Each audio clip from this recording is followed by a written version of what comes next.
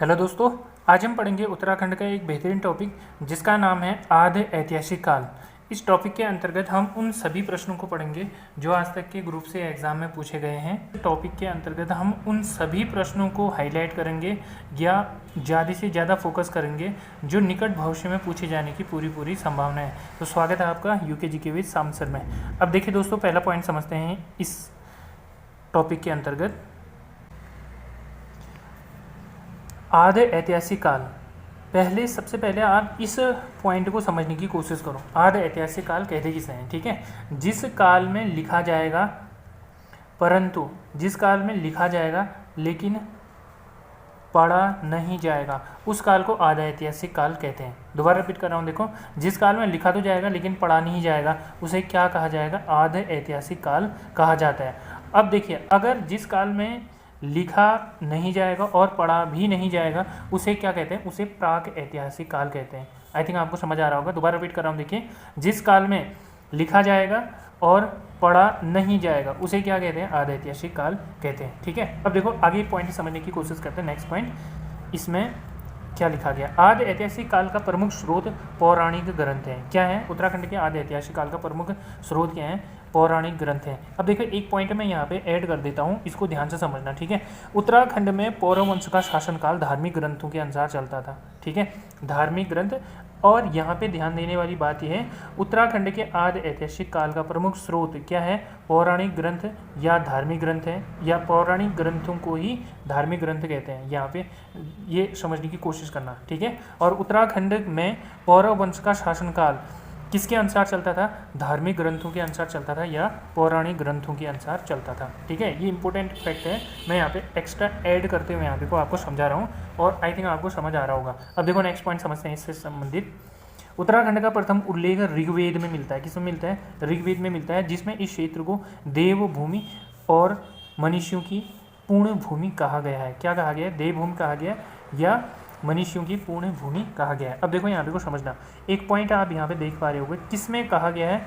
ऋग्वेद में कहा गया है। अब देखिए यहाँ पे को मैं कुछ पॉइंट ऋग्वेद से संबंधित ऐड करवा देता हूँ, इसको समझना आप। ऋग्वेद में कुल मंडलों की संख्या कितनी है? 10 मंडल है। ठीक है, और 1028 इसमें क्या है? सूक्तें हैं। किसमें? ऋग्वेद में। और 10,462 ऋचाएँ हैं। किसमें? ऋग्वेद में है।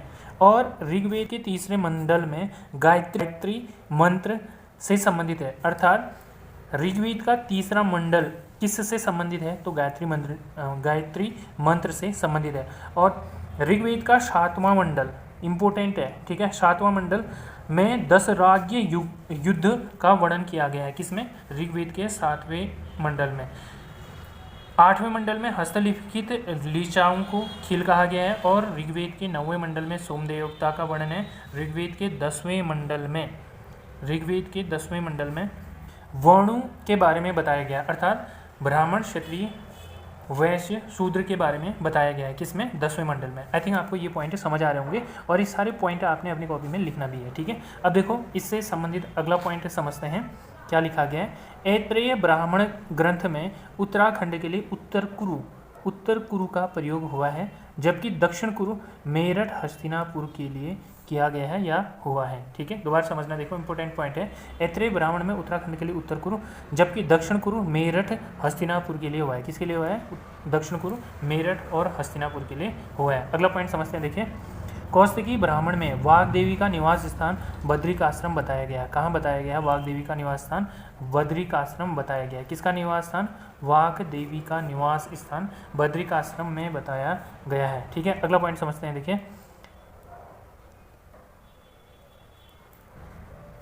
स्कंद पुराण में 5 हिमालयी खंडों का वर्णन मिलता है। किसमें मिलता है? 5 हिमालयी खंडों का वर्णन, तो आपका आंसर होगा स्कंद पुराण में मिलता है। वेरी इंपॉर्टेंट है। ठीक है, पूछा गया क्वेश्चन।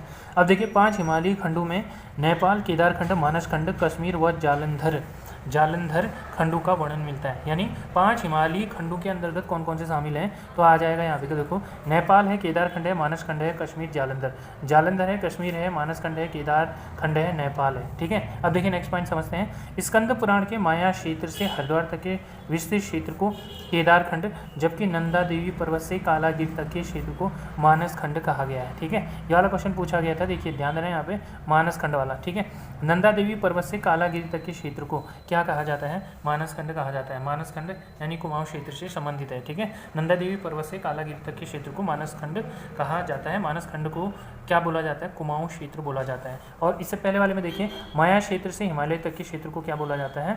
विशेष क्षेत्र को केदार खंड बोला जाता है, जो गढ़वाल से संबंधित है, ठीक है। अब देखिए अगला पॉइंट है केदार खंड गढ़वाल क्षेत्र। देखो यही वाला पॉइंट मैं बता रहा था आपको, केदार खंड गढ़वाल क्षेत्र, मानस खंड कुमाऊं क्षेत्र से संबंधित है, ठीक है। ये पॉइंट समझने की कोशिश करना। और माया क्षेत्र और गंगा द्वार हरिद्वार से संबंधित है। अब देखिए नेक्स्ट पॉइंट समझते हैं।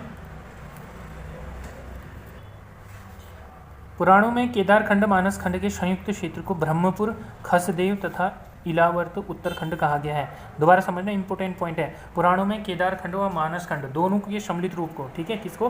केदार खंड और मानस खंड के संयुक्त क्षेत्र को ब्रह्मपुर, खसदेश, ब्रह्मपुर, खसदेश, इलावर्त उत्तरखंड कहा गया है। क्या कहा गया है? उत्तरखंड, इलावर्त, खसदेश, ब्रह्मपुर, खसदेश, इलावर्त उत्तरखंड कहा गया है। किसमें कहा गया? पुराणों में कहा गया है। किसे कहा गया है? केदार खंड और मानस खंड के संयुक्त क्षेत्र को कहा गया। अगला पॉइंट देखिए, बौद्ध साहित्य में पाली भाषा में उत्तराखंड के लिए हिमवंत शब्द का प्रयोग हुआ है। इंपॉर्टेंट है, दोबारा रिपीट कर रहा हूँ। देखिए, बौद्ध साहित्य में बौद्ध साहित्य की पाली भाषा में, यानी बौद्ध साहित्य की पाली भाषा में उत्तराखंड के लिए किस शब्द का प्रयोग किया गया है? हिमवंत शब्द का प्रयोग किया गया है, ठीक है। इंपॉर्टेंट पॉइंट है, नोट करना है अपनी कॉपी में। अब देखो अगला पॉइंट समझते हैं। ऋग्वेद में आर्य लोग 5 जातियों में विभक्त थे। कौन कौन से थे? अब ये जातियां देखिए, इंपॉर्टेंट है। पुरु, तित्सु, अनु, यदु, त्रिवसु। दोबारा रिपीट कर रहा हूँ, देखिए, पुरु, तित्सु, अनु, यदु, त्रिवसु। त्रिवसु, यदु, अनु, त्रित्सु और पुरु, ठीक है। जिसमें वैदिक काल में उत्तराखंड में तित्सु जन का शासन था। उत्तराखंड में किसका शासन था? वैदिक काल में तित्सु जन का शासन हुआ करता था। इंपॉर्टेंट पॉइंट है, ठीक है। रघुवंश महाकाव्य में गढ़वाल हिमालय के लिए गौरी कुंड शब्द का प्रयोग मिलता है। किसमें? रघुवंश महाकाव्य में गढ़वाल हिमालय के लिए गौरी गुरु शब्द का प्रयोग हुआ है। अगला पॉइंट देखिए, रामायण कालीन लक्ष्मण के पुत्र अंगद चंद्रकेतु का राज्य हिमालय क्षेत्र में स्थित था। यहीं से हनुमान जी ने द्रोणगिरि पर्वत से संजीवनी बूटी लंका ले जाकर लक्ष्मण जी को जीवन दान दिया था। कहाँ से ले गए थे? द्रोणगिरि पर्वत से ले गए थे, ठीक है। आई थिंक आपको समझ आ रहा होगा। अगर आपसे पूछा जाता है, देखिए, द्रोणगिरि पर्वत शिखर कहाँ स्थित है? चमोली में स्थित है, ये वाला पॉइंट है। अब देखो नेक्स्ट पॉइंट समझते हैं।